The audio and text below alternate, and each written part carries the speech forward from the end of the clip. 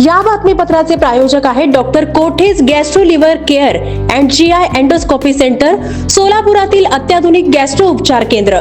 तुमचं पोट, लिव्हर आणि आतड्याच्या सर्व समस्यांसाठी विश्वासार्ह ठिकाण. श्रीराम नवमी निमित्ताने श्रीराम जन्मोत्सव मध्यवर्ती महामंडळाच्या वतीने आयोजित रक्तदान शिबिरास उत्स्फूर्त प्रतिसाद मिळाला. प्रभू श्रीराम नवमी निमित्ताने आणि जुनी मिल चाळ येथील श्री विठ्ठल भजनी मंडळाच्या शताब्दी महोत्सव वर्षानिमित्त या रक्तदान शिबिराचे आयोजन श्रीराम जन्मोत्सव मध्यवर्ती महामंडळाच्या वतीने करण्यात आले होते. यावेळी उत्सव अध्यक्ष डॉक्टर सूर्यप्रकाश कोठे यांची प्रमुख उपस्थिती होती. दरम्यान यावेळी रामनवमी निमित्ताने श्री विठ्ठल भजनी मंडळाच्या वतीने कीर्तन सादर करून प्रभू श्रीरामांची आरती करण्यात आली.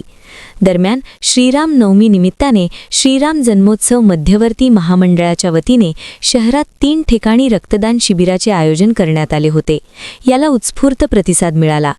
उत्सव अध्यक्ष डॉक्टर सूर्यप्रकाश कोठे यांनी याबाबत अधिक माहिती दिली. जय श्रीराम. आज श्री रामनवमी निमित्त सोलापुरात वेगवेगळ्या क्षेत्रात आज श्रीरामनवमी साजरी करण्यात येत आहे.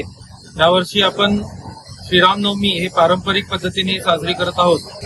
त्याबद्दल सर्व राम भक्तांना हार्दिक शुभेच्छा. आज श्रीरामनवमी निमित्त आपण रक्तदान शिबिर सोलापुरात वेगवेगळ्या राम मंदिरमध्ये आयोजित करण्यात आलेलं आहे. त्यामध्ये आज आपण इथे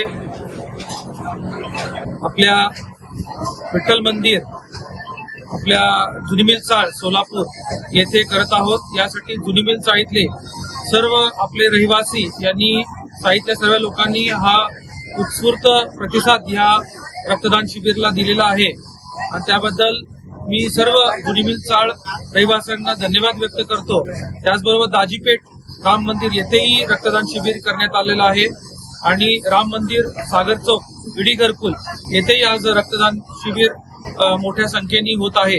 तर सर्व रक्तदात्यांनी मोठ्या संख्येने रक्त द्यावं. आपल्याला माहिती आहे की सध्या उन्हाळ्याच्या काळात रक्ताचा तुटवडा असतो, त्यामुळे वेगळं असं सामाजिक उपक्रम आपण मध्यवर्ती श्रीराम जन्मोत्सव मंडळातर्फे इथं राबवत आहोत. यासाठी महात्मा बसवेश्वर रक्त बँक यांनी सहकार्य केलेलं आहे. त्याचबरोबर जुनी मिल चाळीतले सर्व रहिवासी असतील, जसं काही सुरेंद्र शिंदे असतील, अक्षय कोथिंबिरे असतील, बाबाजी असतील, सर्व रहिवासींनी मदत केलेला आहे. त्याबद्दल मी सर्वांचा धन्यवाद व्यक्त करतो.